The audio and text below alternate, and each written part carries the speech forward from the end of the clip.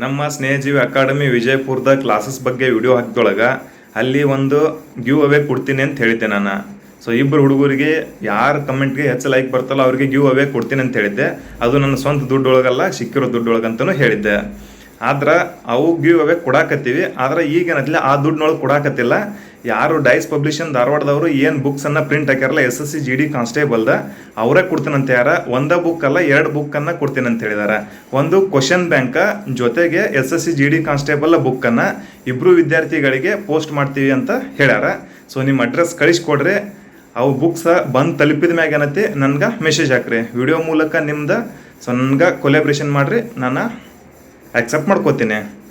ಮತ್ತು ಈಗ ನಾನು ಅಂತಕ್ಕಿರ್ತಕ್ಕಂಥ ದುಡ್ಡೊಳಗೆ ಸೊ ಮತ್ತಿಬ್ಬರಿಗೆ ಕೊಡ್ತೀನಿ.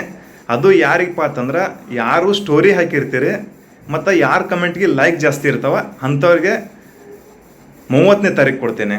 ಸೊ ಇದೇ ತಿಂಗಳ 30ನೇ ತಾರೀಕು SSC GD ಕಾನ್ಸ್ಟೇಬಲ್ ಬುಕ್ಕ, ಸೊ ಹೊಸ ವರ್ಷನ್ ಏನು ಬರೋದಿಲ್ಲ ಅದನ್ನು ಕೊಡ್ತೀವಿ. ಓಕೆ, ಫ್ರೀಯಾಗಿ ಬುಕ್ ಸಿಕ್ಕೈತೆ ಅಂಥೇಳಿ ನೀವು ಒಬ್ಬರು ಓದಕ್ಕೆ ಹೋಗ್ಬೇಡ್ರಿ.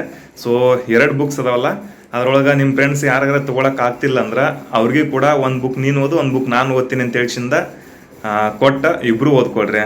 ಸೊ ಮತ್ತೊಬ್ರಿಗೂ ಹಂಗೆ ಹೆಲ್ಪ್ ಮಾಡಿರಿ. ಇದೇ ಥರ ಎಲ್ರಿಗೂ ಹೆಲ್ಪ್ ಆಗಲಿ. ಜೈ ಹಿಂದ್.